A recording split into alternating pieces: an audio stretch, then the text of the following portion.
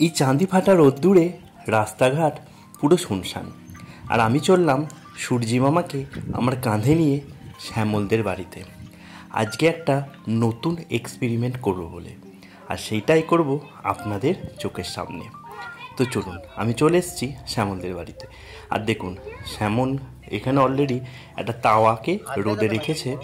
আজকে এই তাওয়াতে রোদের তাপেতে একটা ডিম ভাজবো। তো সেটার জন্যেই তাওয়াটাকে আমরা রোদে রেখেছি প্রায় 10 থেকে 15 মিনিট হলো। তারপরে একটা ডিম নিয়ে এসে ফাটিয়ে সেটাকে ওই তাওয়ার মধ্যে দিয়ে আজকে ভাজবো। দেখবো এখানে কতটা ভাজা যায়।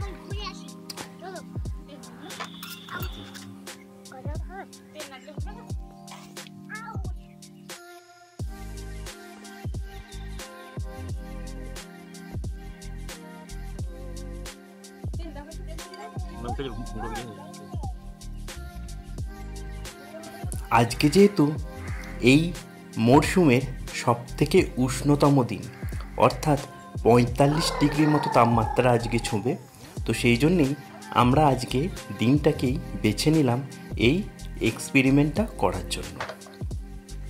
তো দেখুন, অলরেডি কিন্তু মিনিট 20-25 হয়ে গেছে আমাদের এই ডিমটাকে তাওয়াতে দিয়ে রোদে রেখে। তো দেখুন, মাঝে মাঝে শ্যামল যাচ্ছে আর ডিমটাকে একটু নাড়াচাড়া করছে। আর দেখছেন ওর ছেলে এই তপ্ত রোদে কেমন খালি গায়ে বসে আছে।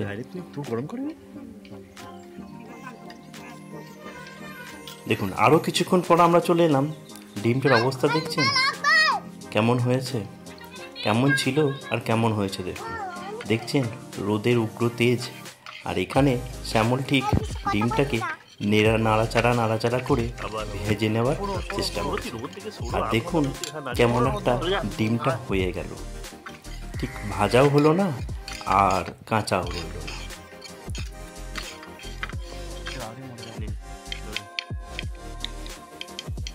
চলাই 10 মিনিট।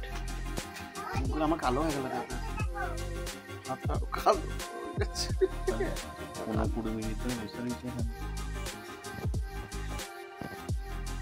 এতটা কালো। তাওয়াতে ডিমটা দিয়েছি প্রায় আধ ঘন্টা হতে চললো।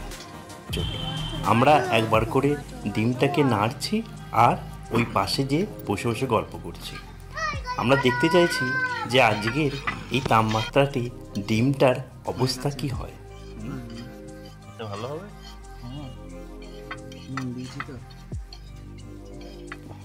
দেখুন, অলরেডি আধ ঘন্টা মতো হয়ে গেছে, আমরা আর থাকতে পারছিলাম না। প্রচণ্ড রোদের তেজ হয়ে গেছে আর প্রচণ্ড হাওয়া, লুয়ের মতো হাওয়া বইছে। তো সেই জন্যে ভাবলাম যে যেটুকু হয়েছে ওটুকুই থাক, এতেই দেখি কেমন হয়েছে। তো খেয়ে দেখলাম ডিমটা মোটামুটি খারাপ হয়নি। তেল নেই তো, একটু সামান্য নুন ছিল, কিন্তু খুব একটা খারাপ হয়েছে সেটা বলবো না, ভালোই হয়েছিল। এতক্ষণ সূর্যের তাপে ডিম ভেজে শ্যামলার অবস্থা কিন্তু কাইল হয়ে গেছে। তাই ওকে বললাম, এবারে তুই একটু খেয়ে দেখ তোর হাতের সূর্যের তাপে ডিম ভাজা কেমন হলো।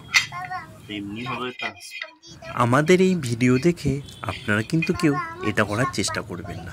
এই রোদে কিন্তু অসুস্থ হয়ে যেতে পারে। প্রয়োজন ছাড়া বাড়ির বাইরে বেরোবেন না, আর বেশি করে জল পান করুন। ভালো থাকবেন, সুস্থ থাকবেন। বিনা তেলে ভালো